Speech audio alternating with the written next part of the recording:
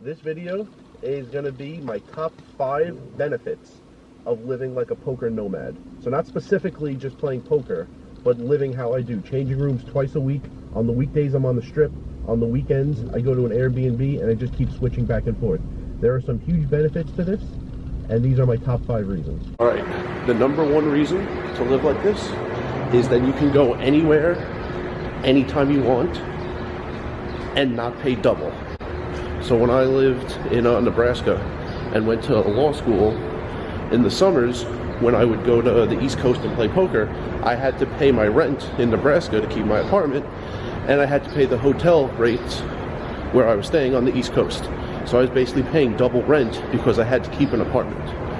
When you live like this, you pay for the room you want, and that's it. I have rooms booked for about 4 months, for about 4 weeks out, and if my plans change, I just refund them and I go somewhere else. Canceling on hotels.com is incredibly easy. You could do it up to the check-in time the day of and get a full refund. Canceling on Airbnb is incredibly easy.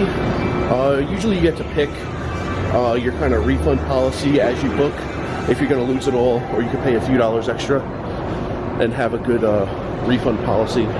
Like you could cancel later and get all or most of your money back. I've canceled Airbnbs once I'm already there.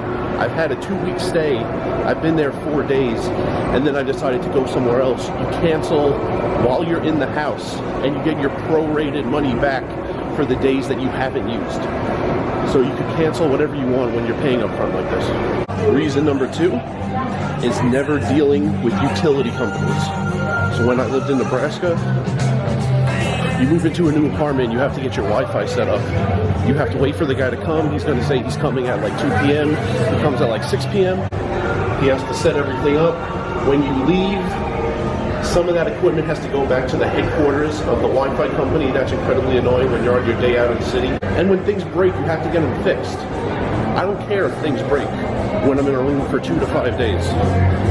If like the AC or a lamp or something fairly important isn't working, you just deal with it being broken for the rest of your 3-day stay, and then you're gone. You leave a note for somebody that it's broken, you hope they fix it for the next people, but then you're all of a sudden in a new room and everything works, and you don't care about the thing that was broken, and you didn't have to deal with fixing it. So of course I pay for the utilities, but I could very well go the rest of my life, never call a Wi-Fi, electric, or gas company as long as I live. Never have to deal with setting up an account to pay their bills online. Never have to deal with closing an account to pay their bills online. There's a ton of hassle that I don't have to deal with, and a ton of time on phones dealing with these people that I'll never have to go through. Number 3. I don't need to keep that much cash in my checking account. When I was finishing law school and I knew I wasn't going to be a lawyer and I was going to move to the WinStar area for poker, I had to keep a lot of cash in my checking account because without an on-the-books job, there's no way to get an apartment without showing them that you have, it's usually 2x or 3x the rent for the entire rental period.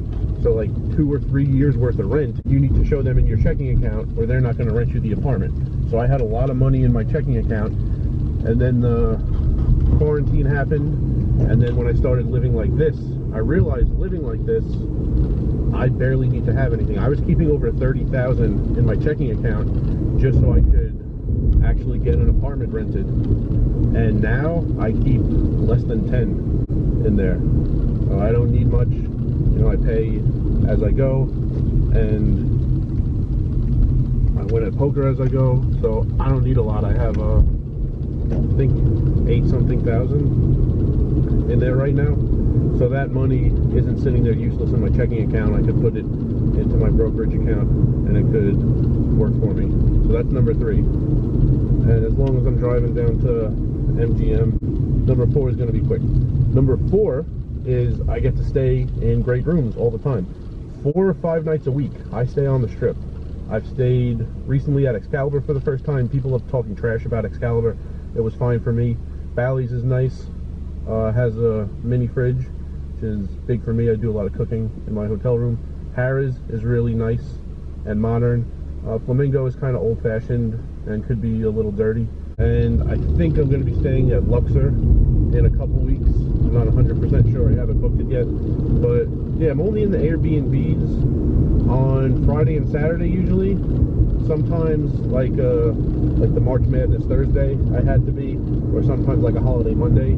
The rates on the Strip are too expensive, so I stay in an Airbnb those weeks also. But especially now that the status that you don't need to pay resort fees at Caesars and MGM. I was at Caesars for a while, and I just got that status at MGM, and I'll say in a later video how to attain those statuses. But I'm not going to have to stay as an Airbnb anytime besides the weekend anymore.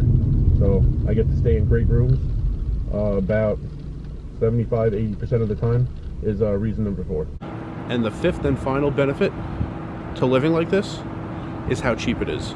That's why I move so much. I would prefer not to move that much. Actually, when I'm done for the year and I go back to my parents' house for the holidays, on the drive across the country, I look forward to the fact that I don't have to change rooms anymore once I get back to my parents' house. But the Strip is very cheap on the weekdays. It's incredibly expensive on the weekends. So that's why I change rooms and I go to Airbnb on the weekends. Last year, living like this, there were a lot of months where it was parts of months I was here. August was a full month. I paid $1,002 in room rates. So for everyone else who lives traditionally, that's add up your rent plus all of your utilities. Mine is just the room rates. It was $1,002, and that included 4 days in Laughlin. I had a 100-day challenge similar to what I'm doing right now, actually the exact same thing. Last year, when it was over, I went to Laughlin for 4 days, and I paid about $50 a night for that room. If I had just stayed on the Strip and kept playing, I could have gotten Harrah's rooms that week for like 15 instead of 50. So that $1,002 would have been more like $850 last August. Last September, I did play the entire month. That was $748 I paid in room rates for 30 days of September. And February just ended. In February, I paid $634 in room rates, doing the Strip on the weekdays and Airbnb on the weekends. So it is a hassle. More so than the moving, it's the fact that check-in and check-out times aren't very conducive to my schedule. There are times I get back to the Airbnb and it's like 8 a.m. and I need to check out at 10. And yeah, it's terrible when you go like a day on like 2 hours of sleep or something. But I do it because in return, I get to live for in the 500s, 600s, 700s on the Strip in Vegas most of the time, with the freedom to leave anytime I want, not needing to deal with utility companies, all the benefits I've said all video. So it's very inexpensive. The cheapest I've ever lived, if you add up your rent plus all your utilities, was about $750 a month. In a studio apartment in Lincoln, Nebraska, my rent plus water plus trash plus sewage plus Wi-Fi plus electric was about $750 a month. And out here, I've had months in the full months in the 600s and full months in the 700s. So I'm living in nicer places in a much more fun city for cheaper a lot of the time. The thing is, you need to be willing to move around. So that's why I live like this. From the roof of the Rio Carnival parking garage, that's the end of this video. I actually didn't even hit 10 hours today. I was probably about to make up a few hours, play like 12, and then there were just a lot of catastrophes in every hand I played towards the end of the night. So I got 8.5 in tonight. I'm even more hours behind than I was, so I got to get to sleep, get up early, and start making up hours for this 1,000 hours challenge. So I'll see everybody next video.